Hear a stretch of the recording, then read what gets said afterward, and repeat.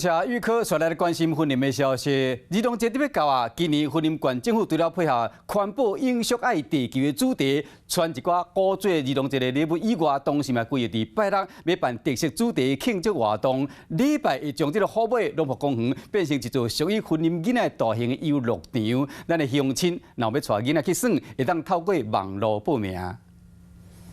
庆祝儿童节特别到，今年婚姻县政府为县内囡仔准备古早地球型图书地下。同时，伫咧3月30，嘛伫咧县内六大分局区举办特色主题游戏和走馆的活动。每一个地区嘛拢准备1000份的小礼物。那今年度我们给孩子准备的礼物是我们地球熊的读书袋哈。那最重要就是要培养孩子的一个阅读的风气。另外，婚姻县政府伫咧3月30日，嘛会伫咧好买龙福公园规划大型的娱乐场，包括亲子趣味游戏、娱乐设施，欢迎民众会当透过网络报名。在3月31号我们特别在云林的农博公园，我们有规划一个同乐嘉年华。